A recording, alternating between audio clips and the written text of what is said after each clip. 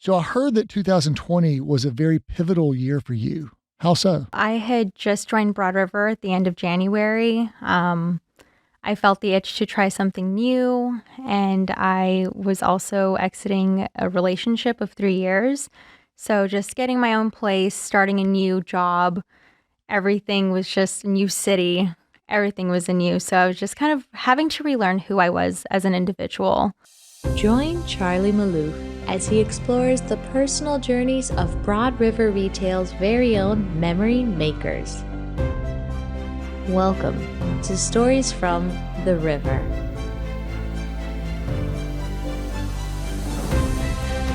Okay, guys, welcome to Stories from the River. I'm here with Melanie Maldonado. And Melanie, we're going to get going. All right. But to get started, before we really kind of get into it, we'd like to know a little bit about your background prior to joining the river. So tell us about yourself and how you came to Broad River. Yeah, so I'm originally from Taos, New Mexico. I was originally going to go to Boston University for pre-medicine studies, but then I found myself in North Carolina at High Point University. Which is a great school. Oh, yeah, it's wonderful. I absolutely miss it. I love it, adore it. So I ended up studying pre-medicine there and psychology, as well as minoring in women's and gender studies. After graduating, I was just like, where do I want to end up? And I was just like, I'm already in North Carolina and I love the state here. So I figured I would stick around. Well, the weather is so much better than if you had gone to Boston University, Absolutely. Especially coming from New Mexico. So that would have been really, really big culture shock. Oh, yeah. And I just adore Dr. Nito Kubain at High Point and everything that they've got going on. That would be a place I would send my boys if they wanted to go. Oh, yeah. High Point. It's a great, great campus. And the Waniks, Ron Wanik and Todd Wanik, that's where Todd's children have gone to school, High Point University. Oh, yeah. I think you went to school there when one of the Waniks was there. Did you? Yeah, I did. I think they were a year under me. Okay. So awesome. They were freshmen when I was a sophomore. Awesome. So, we have this thing called Thrive and Purpose, these Thrive and Purpose panels. And, we're recording this in December, right before Christmas. It'll air in January once we're into 2023. But you just served on a company-wide panel earlier this month in December to share your story, via our final Thrive and Purpose session to really kind of share how you had thrived in 2022. So you're becoming a pro, on the circuit here of sharing your unique story. I know that panel received very strong attendance and rave reviews. How was that experience from your perspective? It was really fun to talk about. I'm very much a person who wants to spread as much knowledge as possible that can help others grow. So it was just a great experience overall. How did you end up being selected to serve on that panel? I believe I was nominated. I'm not sure if it was by Heather Greenwood or Will Luke or Kelly, but I know that my name got thrown into the mix and they reached out to me and I was like, I would absolutely love to be a part of that. So people who knew you had something special to share and that would resonate with all of our memory makers said, Melanie's got to be on the panel, the Thrive and Purpose panel. Yeah. And so I saw you on that with Kim and Austin. I was like, well, we've got to get, and you kept coming up as someone who had been recommended to be on the podcast. I was like, hey, we've got an opening here and you were able to make the drive over. So I appreciate that. Of course. So would you mind sharing with our audience here on the podcast some of the key themes that you shared then during the Thrive and Purpose panel about how you've been able to thrive this year or how you were in 2022 able to thrive? Yeah, so something that I learned about in one of my classes, it's all about, transforming trauma to resilience. One thing that really just hit a nerve, in the best of ways, was self-compassion. So learning a lot about self-compassion helped me so much, especially integrating my work and school schedule. Just allowing myself the grace to be a human being and not have to always be perfect. So just being able to share how I'm able to take self-compassion breaks is what we call them. And just being able to share that knowledge and, comfort of, hey, we're all human. We're all going to feel negative emotions sometimes, and that's okay. It's how we're going to be moving forward, taking the next steps the next day. What is a self-compassion break? Yeah, so the self-compassion break, you're able to just really get in tune with your body and ground yourself and, get in tune with your emotions and you're able to take a deep breath and you feel where any tension may be surfacing in your body, which emotions do get stored in your body. So just being able to identify where it's located, remind yourself, hey, this is common amongst other humans. I'm not the only one that's alone. Mm-hmm. And you take deep breaths through it and you allow yourself to release that tension, and you induce mindfulness through identifying where it's at in your body. And then just reminding yourself like, hey, it's okay to feel this way. And I'm going to show myself the love that I would show others. Is that connected to like meditating or with this mindfulness exercise that you're doing to the self-compassion break? It can be. It's kind of like a subsector of it. Mm-hmm. Meditating is more so like you're just going into a quiet room and just finding yourself with Mm-hmm. your thoughts in your body. But most of the self-compassion breaks is just like a quick, it could take up to a minute if needed, just so you can kind of reset yourself. So there's been a lot of study about post-traumatic stress during the pandemic. I started reading a lot about it, and I was talking to my wife about it after work one day a couple of years ago during the pandemic, and she said, "Charlie, that's what I studied in college." I did. And so, how did you come about studying post-traumatic stress, and are you studying it now? So I will be taking a class on it next semester, along with my diagnoses class, but I don't know. I guess just something about the psychology field that's just really drawn to me is, being able to connect humans with others and like making sure that they're able to actually work through their emotions. And I think COVID really brought that up because a lot of us were at home for extended periods of time and we didn't necessarily know what to do. And we had to sit there with our thoughts and our emotions. And that's, there was almost no distractions. So just having to be able to kind of recalibrate that. And I know that mental health is becoming a bigger topic, more so now because of COVID, because we were so isolated with those thoughts. So I'd like to figure out how I can do that and pinpoint the tension and how to release that. So that sounds like a really great skill to have.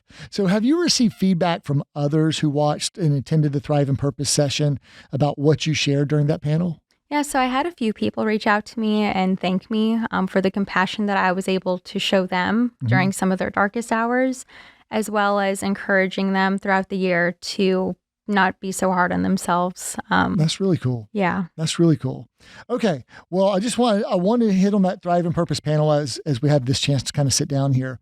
But now I'd like to go back to like when you started at Broad River. You started in January 2020, right? Yep. That was an interesting time to start. It was very interesting. and so in what role did you begin? I was an HFA, so home furnishings associate. And so you were going into sales. I was. How did it come about that you were going to get into, were you doing sales previously? No, because I was in the medical field, and I knew after I took the MCAT, I was just like, I don't see myself becoming a physician anymore. I had heart-to-hearts with some of the physicians I did work with, and it didn't feel right in my soul anymore. So I didn't necessarily know what I wanted to do, but I knew I wanted to get out of the field. I knew some people that were already working with Broad River, and I saw how great the culture was. I saw, how they were thriving, and I was just like, yeah, I think I can do that. Who did you know? It was Brandon Jolly. Okay. Yeah. Yeah, that's awesome. And so you saw Brandon was doing well, and so you said, I think I can do that. And so but you chose. Had you ever done sales before? Never in my life. Okay. No. And so how was it going into sales? You served in that role for several months, 6 or 7 months, right? It was interesting to say the least. I feel like I wasn't necessarily able to tap into all of my skill set or like build on that skill set just because of COVID and, being furloughed or going on furlough. But yeah, it was just a very interesting time in my life to kind of recalibrate how I approach things. Okay. So you were with us for like, I don't know, maybe a couple of months, maybe. And then the pandemic hit Yeah. And so did you take a furlough? I did. And Yeah. for what amount of time were you on furlough? I think it was around 2-ish months. Okay. And then two to 3 months. you came back in like May or June? Yeah. And so you come back and then you're still in sales. Mhm. So, but then you transition to a different role. So talk to us about like the different roles that you've had at Broad River throughout your career and about like those transitions. Yeah, so of course, I was an HFA. I saw that there was an opportunity to become an REM, which is Retail Experience Manager. Since I have a background in like office work, essentially, I was like, I know I can do that. And I was already helping the REM at that time, kind of like print tags, do any of the other operational work. So I kind of knew the ins and outs of it just a little bit. And I knew I was capable of it. So I expressed my interest to Missy and Kevin and Bradley at the time. That was the GM. And I was just like, hey, if this role does, become available, I want to apply for it. Okay. And so but what other roles did you have? Go from REM and then take us through the rest of bring us to present day. Yeah. So then from REM, there was then this new senior REM role that was opening up in the region. And I felt like I was ready for it. So I went ahead and I applied for it, and I ended up transferring over to Oak City now. Okay. And then from there. So you were the main REM in Oak City? Yes. With the senior title. So you Correct. had multi-store oversight. Is that right? Okay. Yeah. So I oversaw 4 stores. Okay. Yeah. And then after that, a couple months later, they introduced the AMRO role, the Associate Manager of Retail Operations. We're good with acronyms. The Associate Manager of Retail, which I don't like that. We have to come up with a better acronym. But anyways, the Associate Manager of Retail Operations. Yeah. So when that opportunity presented itself, I got very excited. So I was just like, yep, let's apply for this one too. Let's see where it goes. And that was a pretty competitive search. Okay. It was. Let me press pause for just a moment, though. Okay, so thanks for bringing us to current day. Because currently you're the Associate Manager of Retail Operations for the East Region, overseeing, 9 or 10 stores? 10 stores. 10 stores, got it. Okay. But if you could go back to your first day, or do you remember your first day? I mean, I tend to believe most people remember the first day. Mm-hmm. And this was kind of crazy. Who knew that we're going to go into a pandemic right after you started? Do you, what do you remember about that first day? We tend to believe that most people remember their first day at a new company, and you're starting a brand new company, late January 2020. I remember thinking, what am I doing? Especially because, I felt like I had lost my purpose since I didn't want to become a physician anymore. And I was just like, this is it. You made the jump. I was a deer in headlights, I'm pretty sure, to everyone else that saw me. But I remember Bradley Sullivan, Bull City. Yeah. Bull City. I mean, that's so funny that you say Bradley and you do this. He would appreciate that. Yeah. We should send him the link to this. He would appreciate that you just did that. Yeah, but he would be smiling right now watching this. Absolutely. But I remember he was just like, you're going to go through the store. You're going to, get to know the product. It was all about building the product knowledge, because coming from an outside system to a completely different industry, I was just like, I have no idea what I'm talking about now. So it's kind of like a leap of faith. By the way, when I started, I had no idea. It took me several months. I had no idea what any of this stuff was. So, and then you said you were interested in the REM role and then making that career switch.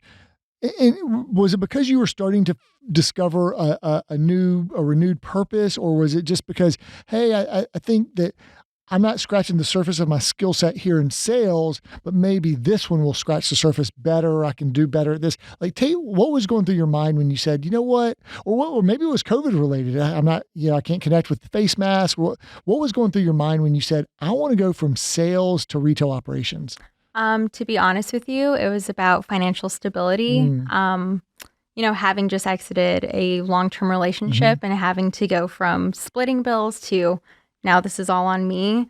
I just needed a stable salary and I knew that with the REM position, I would be able to tap into my skill set that I already had. Okay. But I had never been a manager before, and I've been a leader in many other organizations throughout high school and college. So I knew that I could be able to put those to the test and see where I could go with that. Yeah. So did the previous REM move out of the company or to a different role within the company?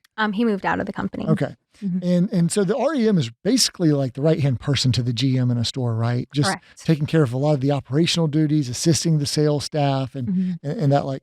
So how did working in sales, maybe it's the product knowledge, maybe it's the systems knowledge or the SOPs, how did working in sales for several months prepare you for the REM position? I feel like I was able to connect with the HFCs more, Okay. just because, especially during COVID with the supply chain issues, I understood their frustrations. And so I was able to empathize with them more on a deeper level and tap into that. And beyond that, even after, the supply chain has been healing itself, they can come to me in confidence and they can, express how they feel about certain processes. And I'm able to see where they're coming from and look at it from a different perspective and have them learn why we have the system that we do. So it helps them understand the business, basically.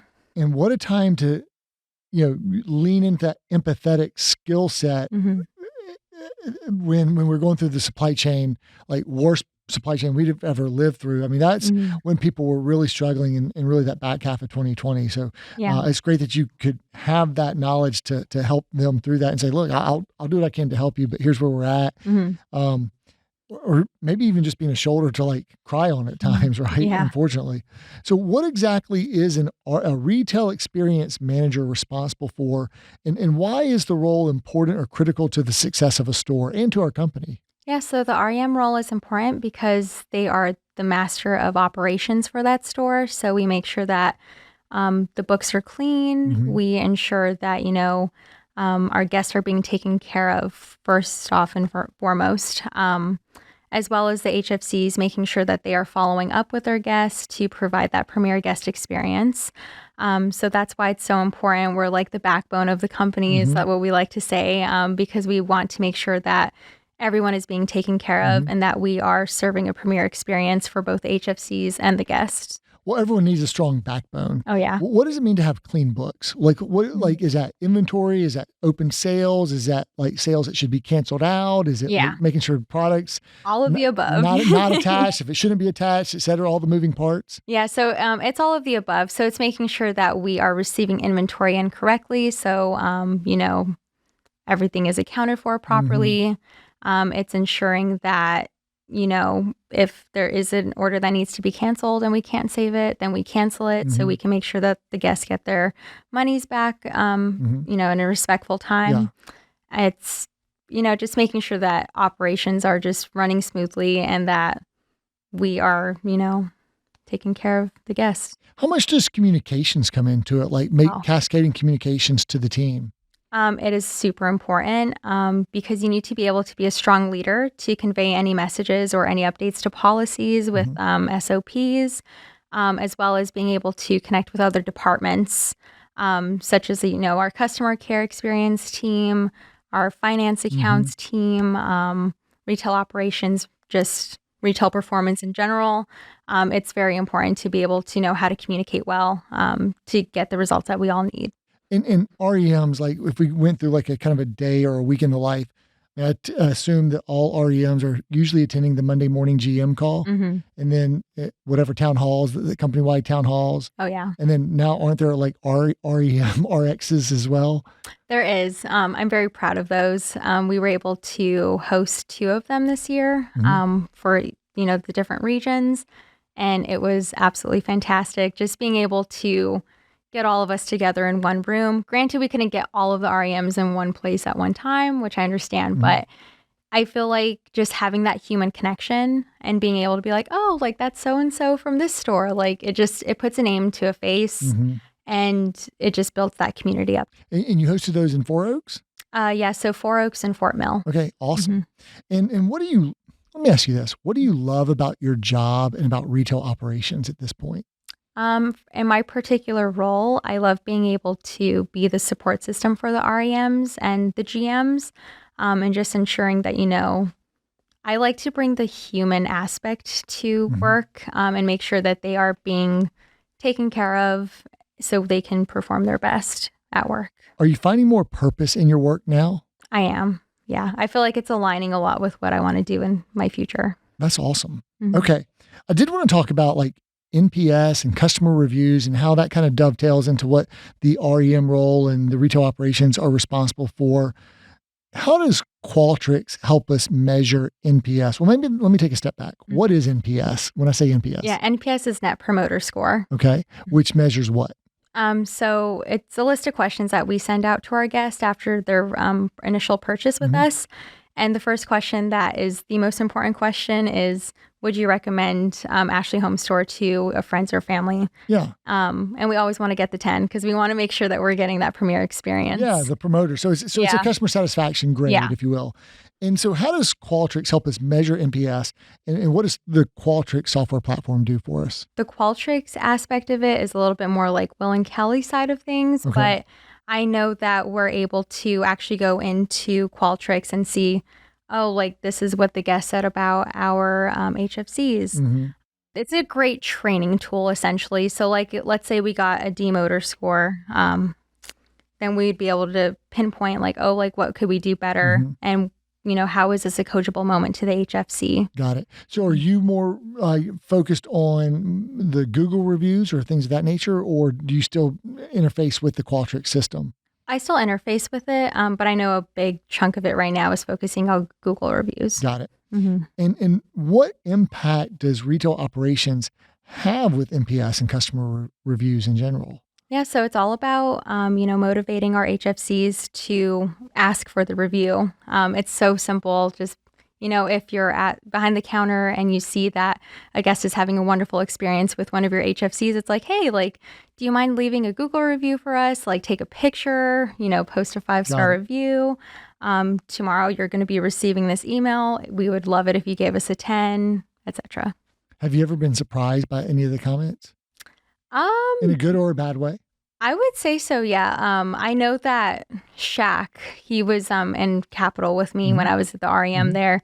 He was actually able to get a picture with the family and they gave him a 5-star review. And a lot of people started going in and asking, oh, like, I'm here for Shaq. And he's like, I have no idea who these people are, but it worked. They were friends and they said, yeah, okay. Hey, get your picture They on saw the his review. face out there. They're like, I want to work with him. The interesting thing about that, when we started putting the pictures of our experts and $1 million memory makers on our direct mail postcards, people started coming in saying, yeah, I want to talk to so-and-so, this person, Kim or Jim or whoever it was whose picture was on there.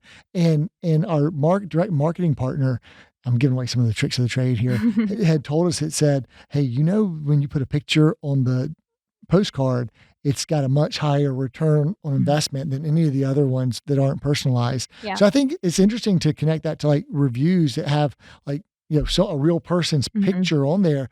People want to do business with people and they want to buy from people and buy from people who are like nice people and who they can see. So I think there's some little tricks there. Okay.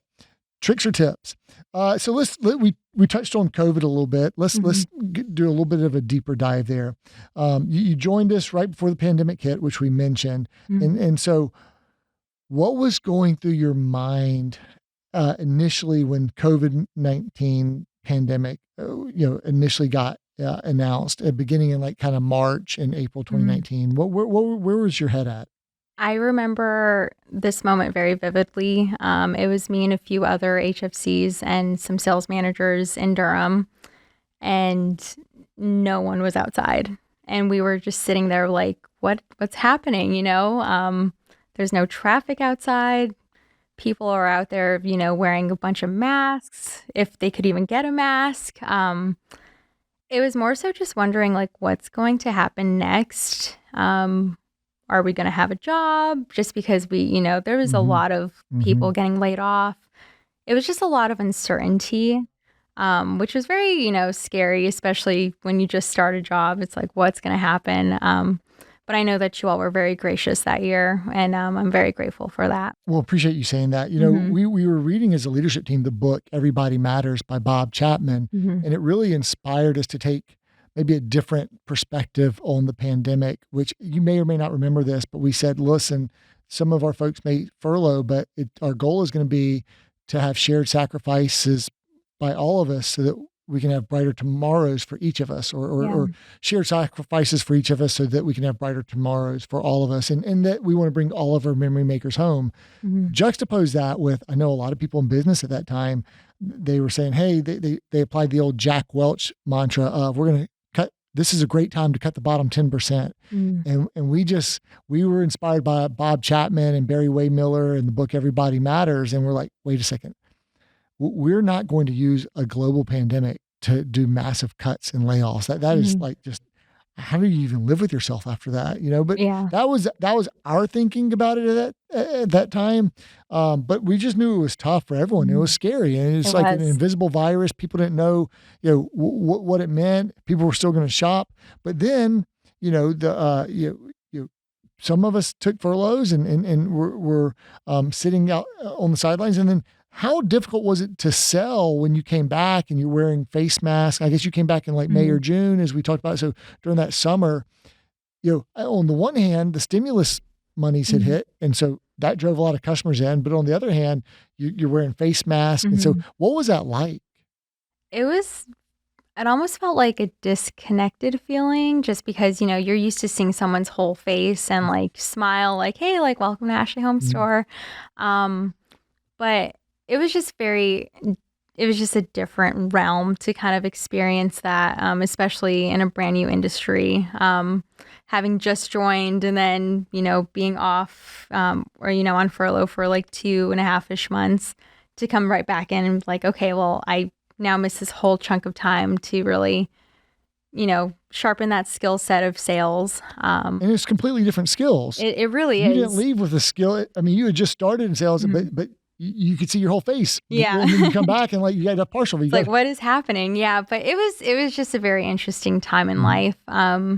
One that I definitely will never forget, but there's not really words to describe it other than just like, it was almost like it's just a disconnected feeling. Yeah. Well, I think we were all in the foxhole and we just had to kind of survive and get through as best as we could. And there was other stuff we were dealing with as well. And and probably, which you kind of touched on with the mental health aspect of it.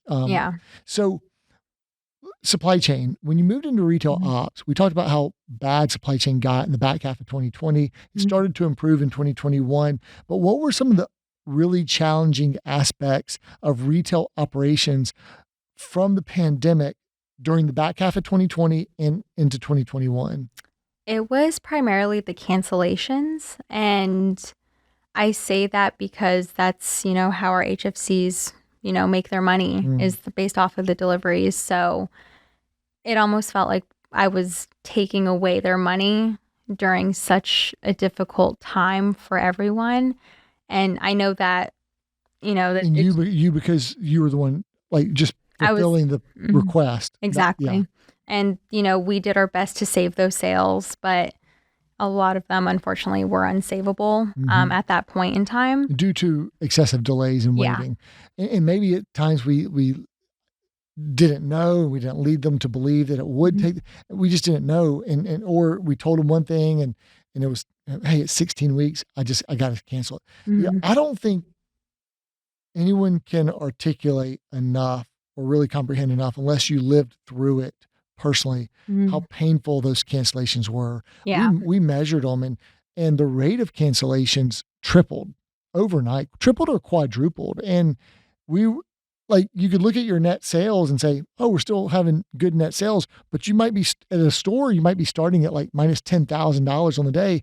And that $10,000 could be 4 or 5 sales that like each of those sales was like 2 hours invested with a family, with a guest, and a lot of time and a lot of excitement. And then the reverse deflation of that, it's just something that we really had to internalize. That's why we had Project Breakwater, right? To try to go attack cancellations as best we could and put all those strategies and tactics. We're not where we need to be or want to be, but we have retired Project Breakwater and certainly by the end of 2022 would consider ourselves kind of back to normal or certainly back to healthy, I guess, if you will. How are you able to keep yourself or your team positive and motivated during the really challenging times of the pandemic? I think it all goes back to the empathy. I knew where they were coming from, just being able to be a listening ear. I I think that went a long way versus, just being like, oh, like, don't worry about it. It'll be fine. It's like, no, like, we're going to lean into it. Like, this does suck, but we have to just keep pushing forward. We have to just, keep mentally resetting and just go out and sell. But Melanie, you could do that when you were being blamed. Like, how did you do that when you were the target of the blame? Like, why did you enter the cancellation or something? Yeah, I mean, I feel like we all understood each other. At the time, I was in Bull City, so it was a very tight-knit family in that store. I'm not saying that it's not in any other store, because it is, but we were just very close because the pandemic just really did a hurting on us. So we were able to bond over that and really grow together as a team through that challenge. But, I just feel like it came to an understanding, like, even if they were upset with me for having to cancel something, it's just like, I have no other choice. And if I did have another choice, obviously we would go down that route. Yeah. I mean, from an integrity perspective, and you had no other choice. It wasn't like, don't shoot the messenger. Yeah, right? Exactly. So we talked a little bit about this. After 11 months or so as an REM in Durham at Bull City, you were promoted to the senior REM role at Raleigh Capital, aka Oak City now. Oh yeah. So tell us a little bit more about how that promotion and transition came about. Yeah, so I know that there was an opening in Oak City now, and I knew that I was ready for a challenge of managing a bigger store operationally. So I actually sent out an email to Kevin Kinman and Will Luke, and I was like, hey, I think if there's going to be an opening, it should be in Durham. It is a smaller store. It's easier for, a new REM to kind of get warmed up and, get trained.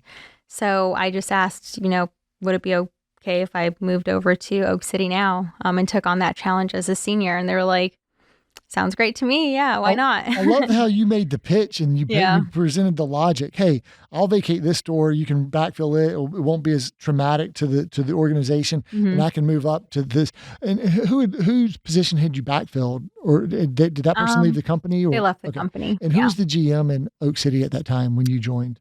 Oh gosh, I believe it was Melvin. Okay. Yes. And had anyone met with you previously about your career path to say, "Hey, where do you go from here?" That those conversations were not taking place. So I saw the opportunity and I was like, "Let's go for it." So I think there's a couple things there. We've got to do a better job of making sure that we have those conversations, especially if there's someone who's a hidden gem or a top performer who and maybe those conversations were not taking place because of everything going on with the pandemic and COVID at that time. That's probably really what was going on there.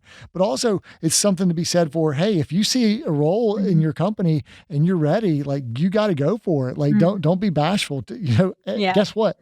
It just might work out. Yeah. So what's the difference between an REM and a senior REM? So the senior REMs, at the time, I know that the role kind of changed this year, but at the time when I was senior, it meant that it was basically like my role now, but overseeing 4 stores, or like Missy Charity, she was overseeing the other, the rest of them. Were you still overseeing your store plus the other 3? Yeah, so I was over Oak City now, both of the Durham stores, and the Raleigh outlet. Okay.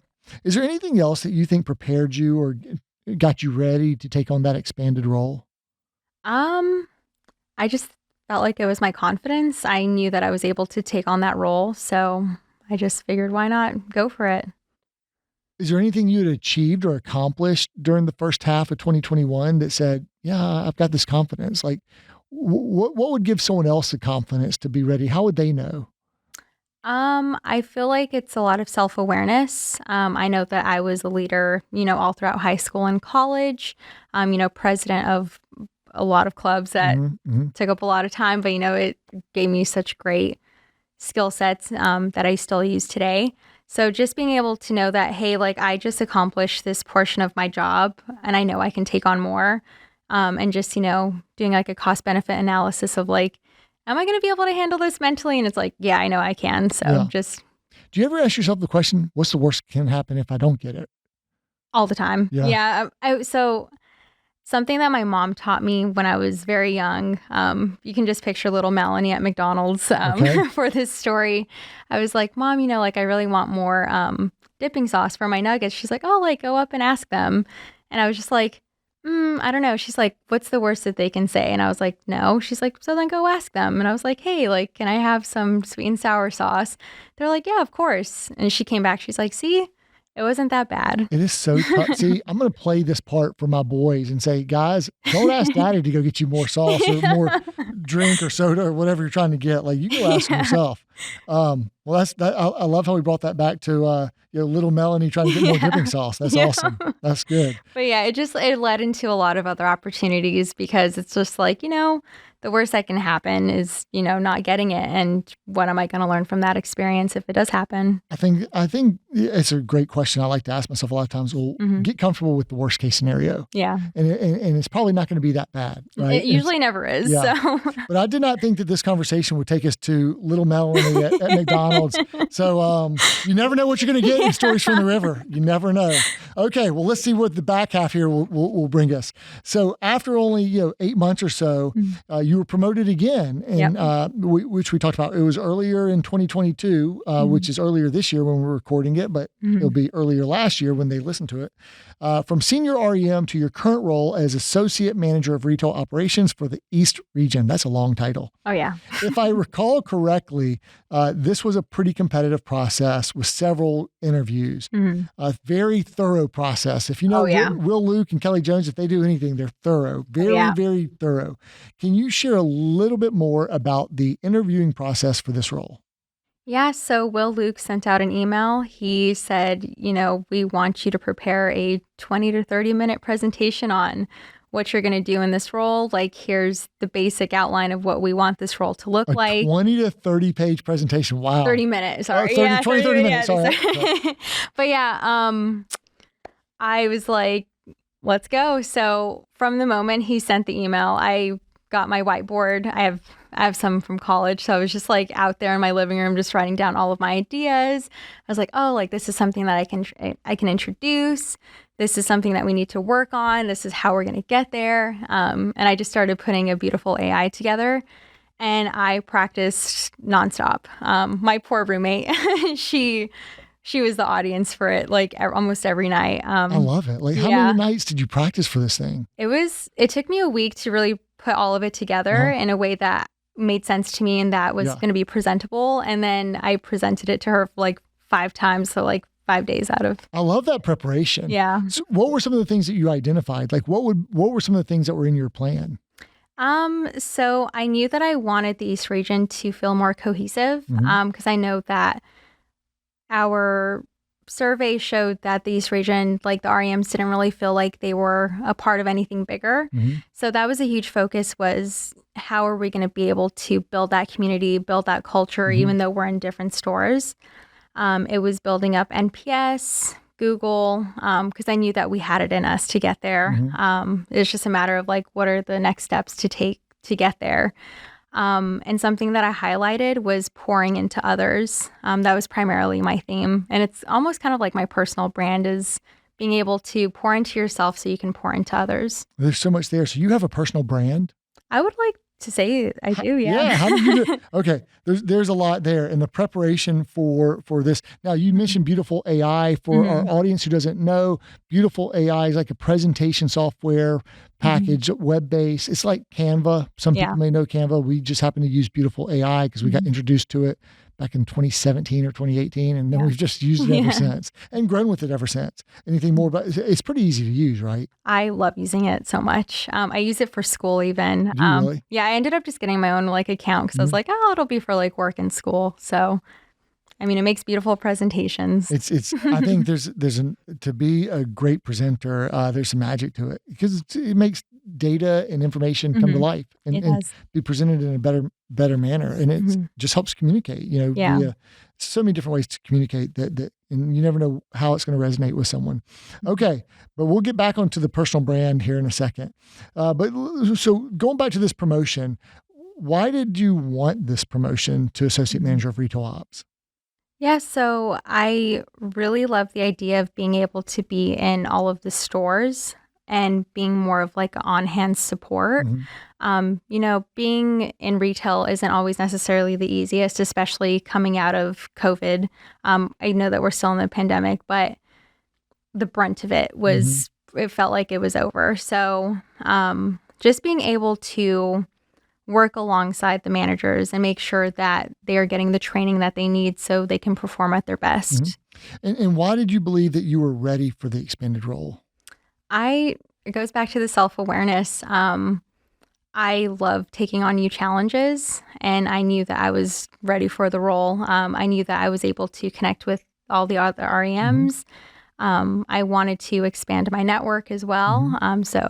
Have you always been someone who embraces new challenges? I have. Is that ever since the McDonald's story about going? It's definitely built up from that story. Yeah. I'm just, I love it, going after new challenges. That's awesome. You're not a daredevil, are you? You don't go after like those type of challenges. I wouldn't say I'm a daredevil because I'm afraid of heights, but whenever it comes to like personal development and like growing, I'm always up for a challenge. You're not someone who's afraid of public speaking. I am, but you just got to fight through it. Well, you could be a daredevil in that sense. A lot of people have a fear of public speaking. So, oh yeah. All right. So now, how has your role changed? So it has been relatively interesting, to say the least. Because instead of, being behind the desk, now I'm in the stores helping with audits, making sure the operations are running smoothly. And if there's any hiccups, like what can I do to help the REM and the GM get it to where it needs to be? I count inventory, just to make sure that everything is in check, and, personal development of the REMs. Okay. And of this plan that you set forth, back in the spring of 2022 when you were interviewing, would you say you've achieved everything that you set forth on this plan that you said you wanted to achieve? I would say that I've definitely taken steps in the right direction. There was a point in time like that leadership summit that we were able to attend. Something that really stuck with me, I forgot who the speaker was, but they said sometimes you basically just have to go back to basics. Like you need to work on the foundation before you build on, on top of any process. So while I was going, just, jumping straight into it, like, yeah, let's start this, this, and this, I realized it wasn't working. So I was like, okay, so like, let's hold off on that. Let's build the foundation first, make sure that it's solid. And then in 2023, we're going to start building on that foundation. Yeah. You just cannot overestimate the value of a strong foundation. Yeah. It's so critical because, and once you take that time to really invest in a really strong foundation, you'll be able to go so much faster, so much quicker. And really build it once you, I guess Luke calls it the muscle memory, right? Yes. Yeah. Okay. So what's a day in the life as an AMRO, Associate Manager of Retail Ops? What's a day in the life, or maybe a week in the life? So you oversee 10 stores. You're out overseeing audits or inventory collections or processes and making sure they're all being done correctly. Just like, what's the high level week in the life or day in the life of your role? Yeah, so primarily, get to a store. I get to pick which store I get to go to. So, let's say there's a store that's kind of low performing. I'm going to visit their store a couple more times than I would in a high performing store, just to make sure that they get that support that they need.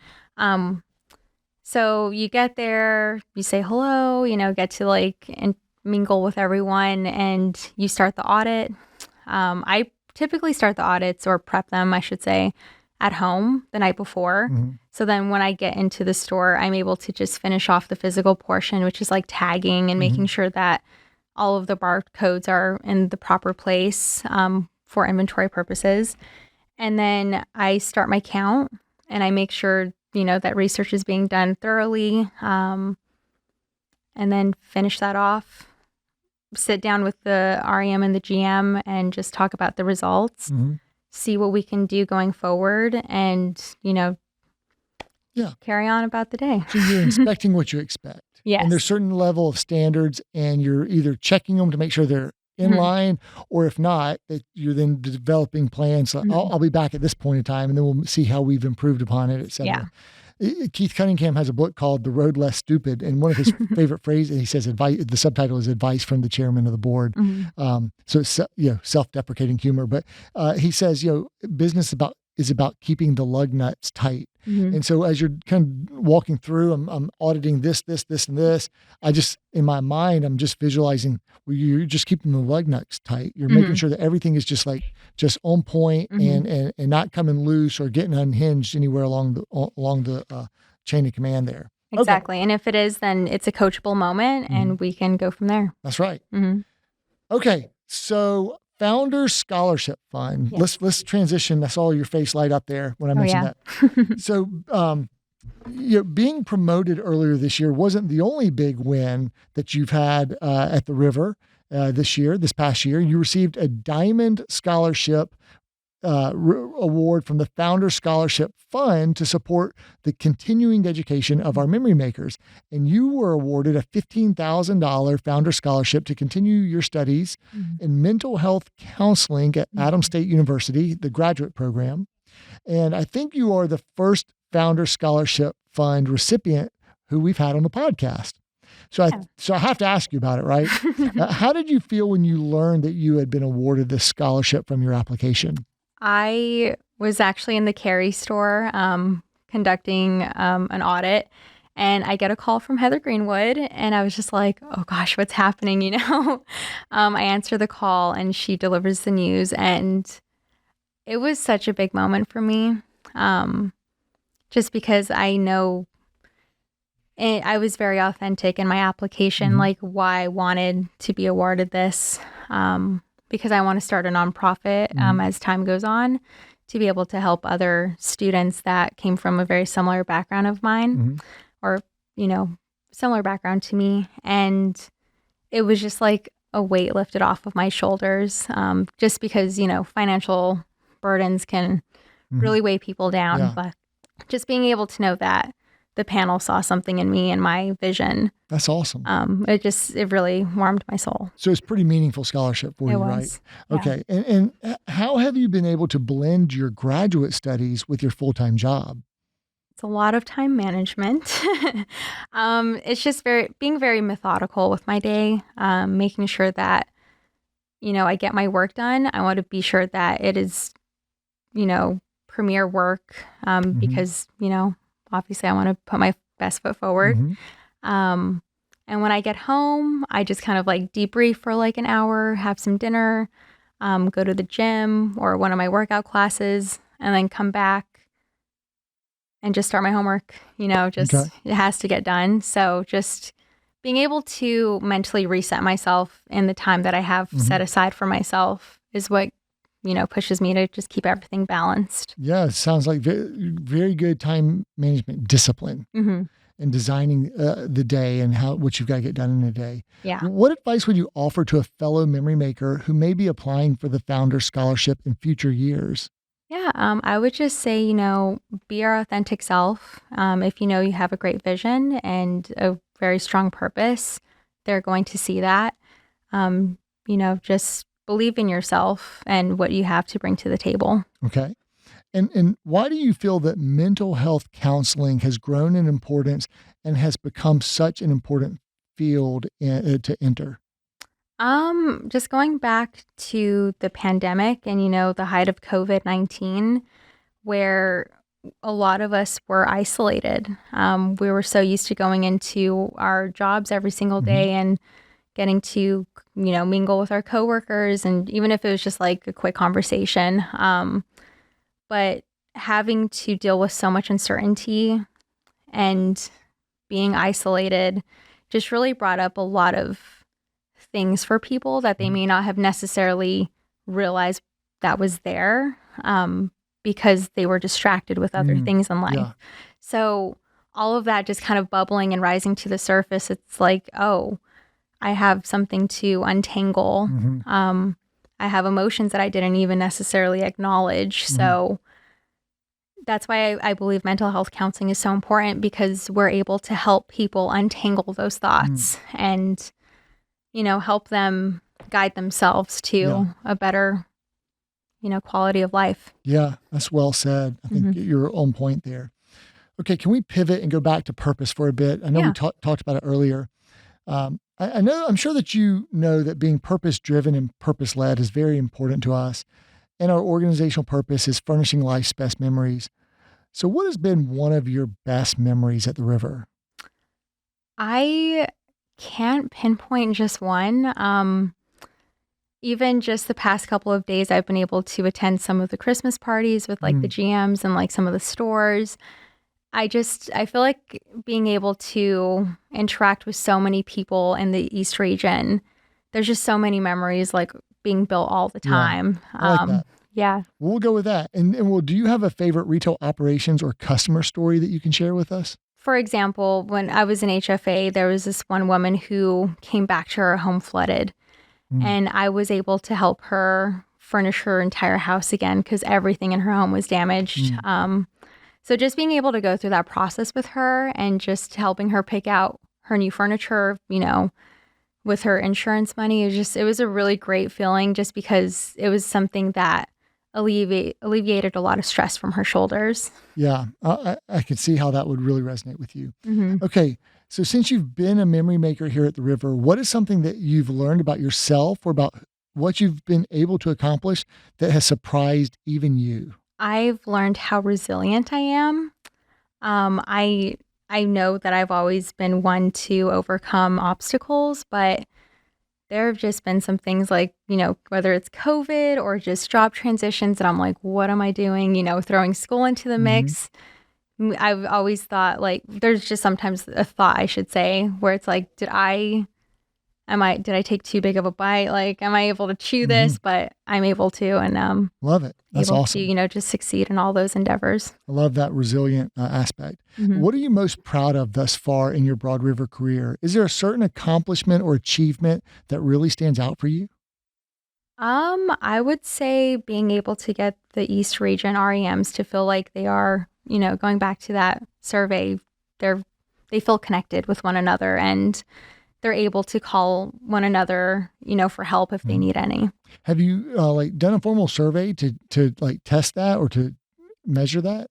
Not yet, but I was thinking of doing that once I got back from PTO. Got it. Got it. Yeah. Well, thank you for using your PTO time, by the way, to come do Yeah, the of course. podcast with us. Okay, I've got a quick get to know Melanie Mhm. Maldonado at her core icebreaker question for you. When you think about your legacy and how you'd like others to think of you or remember you, what three words come to mind that you want others to use to describe you?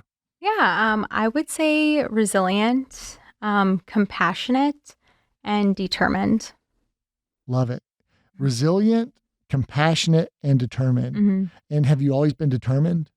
Yes, ever since I was a little girl. Awesome. Love it. And I know that it always takes a village to achieve success. Who Mhm. are some of the unsung heroes of your world? And tell us what they do or have done that help you or have helped you.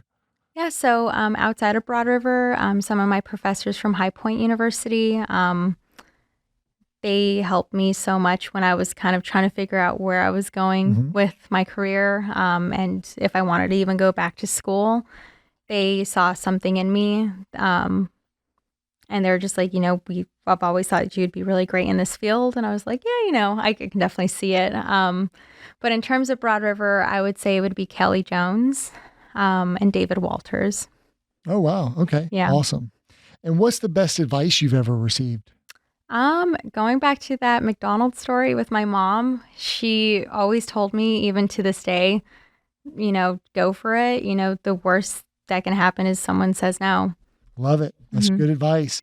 So you've been with us for nearly 3 years now. If you could go back to your first day, what would you tell your younger self about what life is going to be like at Broad River Retail? Cool. I would tell younger Melanie, believe in yourself.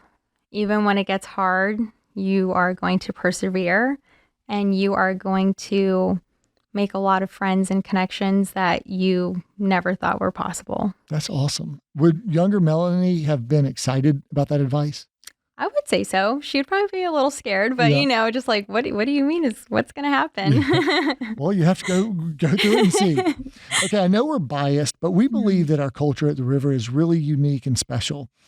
How proud were you that we had 5 of the top 20 stores in America ranked and recognized as best furniture store in America last year in 2021, and that we were just recognized again in 2022 as one of the top 10 best places to work in America for the entire furniture industry? I was very proud, just because I know that we work really diligently to build that culture, of not only just like safety, but I feel like that's a big word that's been kind of coming out in the mental health field is just that psychological safety. I love it. And is that what it tells us about our culture, that it's a psychologically safe place to work? I would like to say so. It's something that I'm always, bragging on to my friends. And just like, the connections that we're able to make and the friendships that are, built and sustained. So you've talked a lot about kind of relationships at work and connecting. What is your favorite thing about our culture here at the river? And in your opinion, what is it that makes our culture special? It goes back to the human connection. Just knowing that there's people who care for you at work, that will still care about you outside of work. And just, like, let's say I'm having a bad day, I'll have someone just kind of reach out like, hey, you were kind of off today. Like, is everything okay? Yeah. I'll be like, yeah, I'm just kind of stressed out, but it'll be okay. Yeah. I'll be more mindful of how that plays off next time. Yeah. What is something that happens here at the river that doesn't happen at other companies? I know that I didn't really have an extensive list of, work experience prior to Broad River, just because I worked with like just 2 companies prior. But something that's different about Broad River is the innovation. Our leaders are willing to listen to our ideas. And even if it doesn't necessarily go into play, right away, it is, you feel heard. And even if you don't feel heard, they're willing to be like, oh, like I don't mean to make you feel that way. Just know that I have heard you, and we're going to look to see if there's ways that we can improve on that and just be innovative.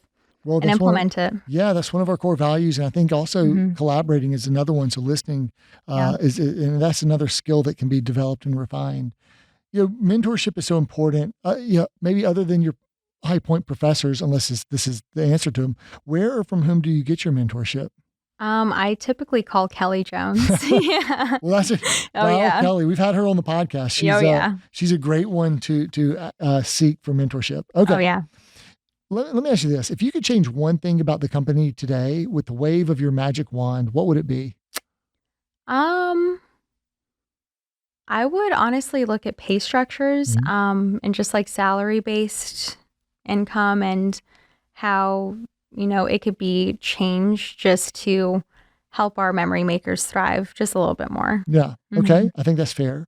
And let's say that your star continued to rise and it was time for me to retire and we promoted you now to president and CEO. So you said you like challenges and we're determined. So today's your first day in the new role as president and CEO of Broad River Retail. What would be your first order of business?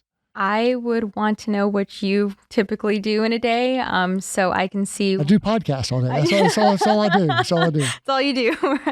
No, I honestly would want you to become my mentor and just be like, oh, like this is what it looks like. This is how we want, things have been operating. Let's see how you can build on that. And then I can start implementing my own ideas. But definitely that mentorship piece, because jumping into something blind is not always the best idea. You got it. You got it. Okay. What are your best daily habits that have served you well? I would say just being able to respect my energy levels. That's actually something I talked about on the panel. Yeah, I remember that. Just being mindful of, if I'm feeling tired, I'm not going to overdo it. But if I am feeling like at a, level 10 out of 10, let's go full throttle while I have that energy in me. So just being mindful of that and being able to follow whatever my list is for those energy levels. Carey Nieuwhof, who's a speaker and podcaster and author and pastor, wrote a book called At Your Best. And it's really about like energy management. I will tell you, I probably don't respect my energy levels because oftentimes, and I was thinking about this during your panel, I'll try to just push through. I'll just say, well, my standard's my standard. I'm just going to like do it until I try to push through. And it doesn't always work, but I was really, it resonated with me to try to get it to where, and Carey Nieuwhof in his book, he just talks about like, find the times when you're at the peak 2 to 4 hours, when you're at your peak energy. And that's when you should do like your most important work. And I do try to think about that. Like, I don't want to do a bunch of administrative topics when I'm going to be at my worst, but respecting my energy levels, and I'm sure this is true for you. What a lot of that does is it forces me to go all the way to reverse engineer it, go upstream, as Will Luke would say, and go all the way back to like, well, am I getting a good night's sleep the night before? Because if I want to have good energy levels the next day, I've got to make sure if I want to win the day, it starts with a good night's sleep and preparation the night before. Have you heard of the app Rise? The app Rise, I don't know if I have or not. Yeah, so that's actually something that I use, and it's able to calculate your sleep debt. And you obviously don't want to have sleep debt. You want to get as close to zero as possible. But it actually provides like a wavelength of when your peak hours to work are. So that's something that I utilize a lot. We'll put the link, if you'll send me the link, we'll put the link Rise in the show notes here. I use the Whoop tracker. And so it gives me a sleep score, a recovery score every day. So I've done this for like 6 months, and it's always measuring my heart rate and heart rate variability. So I'm definitely getting into the data of more of kind of the biology of, so I think there's more there, but that's, and you said some more stuff. I got to go back and refresh my notes on, you had a good one. I don't know if it was the jumping jacks. Was that you who said that? Yeah. Give us the jumping jack story. So sometimes, like I'm physically exhausted after like a long day of like counting pillows, for example, because sometimes stores have like 800 of them, and it's like, it can be very overwhelming at times. But I know that I have an assignment due or a discussion board post to work on, and I know that I need to like just rev up. So I'll do jumping jacks and drink some water and just like kind of get in that mindset, like, okay, like you can go to bed after you finish this assignment, but it's just like that energy boost that I need. That was like my favorite advice from the Thrive and Purpose panel, because sometimes I'm groggy, but I know I've got to do this thing. I was like, what if I just like did some jumping jacks just to get myself going again? Because it's so much better than like loading your body up with more caffeine or like the Celsius drinks and like all these things are gonna like trigger your heart into an arrhythmia or like keep you up for all night. Like, I don't want that, but I can do some jumping jacks. Yeah, exactly. Yeah, I got it. You don't want to stay up all night. You just needed that little initial boost. That quick boost to power through. Okay. All right. Coming down the final stretch run here, Melanie. And again, appreciate you answering all these questions. I'm throwing a lot at you here. What do you do to improve your skill set? I actually have like a habit tracker that I use. So if I want to build a new habit, I actually read Atomic Habits by James Clear. That book changed my life this year when I read it, and I actually implemented the advice that was given. So it's like I evaluate what my schedule looks like now, and it's like, okay, well, what is something that I can tweak or put in my environment? For example, I actually just bought like one of those alarm clocks that's, it's like the sun. It's supposed to act like the sun. So I don't use my phone for the alarm clock. It'll eliminate me using my phone in the morning, so I can just be that much more focused and, start my daily routine. Okay. Can you give us a link to the alarm clock that you're now using? I can. And a link to, is the habit tracker, is this like an app or is it like something you write? It's just something that I write down. Yeah. Right. So it's just, you can just use an Excel sheet if you want to, and you can just like physically mark it off or, electronically mark it off. Well, Atomic Habits by James Clear is a great book. And I saw Kelly Jones in the store a couple of years ago when she was reading it. It reminded me, have you read Win the Day? By Mark Batterson. But you were in Retail 101, right? Were we still doing it in person? It was. I think I was like the last Retail 101 class. Quick sidebar. Do you remember your Retail 101 class? I sure do. I didn't even ask you about that. Well, you said you sure do. Quick sidebar. Tell us what you remember about Retail 101. I just remember wondering, like, what am I doing again? Like, this is so intimidating, but like in the best of ways. Like, I was just very excited for a new opportunity and to, just really embrace the new industry that I've decided to join. And I remember seeing you for the first time. I was like, oh my gosh, like the CEO is actually here. This is crazy. Yeah, in 3 years, I'll be on a podcast with him. Is that what you're telling yourself? This was like maybe February of 2020? It was February. Yeah, okay, got it. It was February. The last in-person class that we had. So we got to get so back to you improve your skill set with your habit tracker. But I wanted to say, I want to get you a copy of Win the Day because I think that will have a profound impact, just like James Clear's book, Atomic Habits, did for you. So, because that's what it did for me, at the beginning of 2021. By the way, Mark Batterson's podcast episode, I don't know if I'm giving something away. His might follow yours. He's going to be on Stories from the River, by the way. Oh, that's exciting. Yeah, it's super exciting. I love that. Okay. If someone's still listening, maybe they just heard it. So we'll see. Okay. What book are you currently reading? That's not a graduate studies book. It's going to be kind of a graduate studies book, but and I only include it in, the list that I'm reading because it's something that I wanted to read before I joined school again. Fair enough.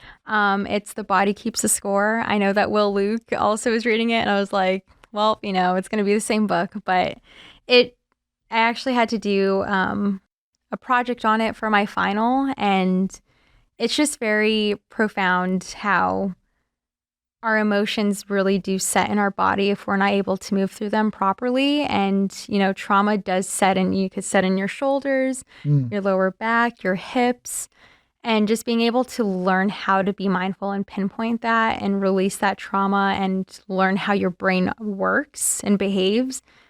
It can change, it changes lives. So we're going to have to put that in the show notes again. There's a book called Breathe or Breath by Nestor, I think. I think I've read that. Yeah. It's been a couple of years. And Andrew Huberman, do you ever follow his podcast or read anything about him? No. He's got a popular podcast, Huberman Lab. So anyways, there's a lot, but The Body Keeps the Score. We'll put that in there. That's a good one, been recommended before by Will Luke. And other than this one, do you regularly listen to podcasts? Sometimes I do. It depends. Like if I'm going to be traveling out to Fayetteville or Southern Pines. But big conversations with Haley Hoffman Smith. She's very spiritual, so it's not going to be for everyone. But if you are really into, manifestation and, keeping your mind in that positive mindset, she's a really great podcaster. Tell us again, big conversations with Haley. With Haley Hoffman Smith. Haley Hoffman Smith. Got it. Okay. And so as you prepare for 2023 and think about improving upon what has been a successful 2022, really especially for you, have you begun thinking about what will be some of your personal goals for this year? Absolutely. Something that I realize is missing in my life currently is being involved in the community. In high school and college, I was heavily involved with community work, serving those that, need that extra boost at the time in their life. So I actually want to get more involved with Green Chair Project. Yeah. I was able to volunteer with them this year, and it brought back so many amazing memories of being able to serve with people. So I want to get back into that, and I'm actually trying to get back into Rotary. Okay, awesome. Yeah. Well, take some of your fellow memory makers with you to the Green Chair Project, and it'll be awesome. What opportunities do you see for 2023, and how are you planning to level up and go to the next level? Honestly, I feel like my plate is kind of filled to the brim as it is, and I want to make that time for the community aspect. Okay, so perfect. Just being able to keep that foundation that I've built this year, and just tweak it minorly. Is there anything you're most looking forward to in this new year? I am looking forward to my practicum and internship, and just seeing how well I'm able to, perform in the counseling aspect, as well as, staying performing here in Broad River. Got it. So besides, going to school, graduate school, going to work out, or going to work at Broad River, what do you like to do for fun or to relax, for something for yourself? I honestly would have to say it's like working out. I go to AKT classes in Briar Creek. It's the Anna Kaiser technique. I don't know what that is.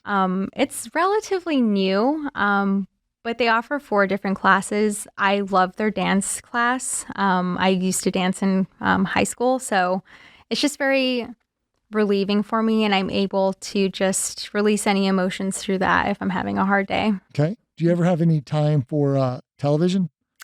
Sometimes I do. It'll just be in the background. Okay. So I want to ask Yeah. you what you're binge watching then. I mean, I did binge watch Wednesday. Wednesday? Was Yeah. it good? I loved it. Okay. Yeah. Isn't that the Addams Family? It is. Yeah, got it. It's really I great. think I saw my wife watching that. Maybe the kids were watching it too. I can't remember. Mhm. Okay, final question.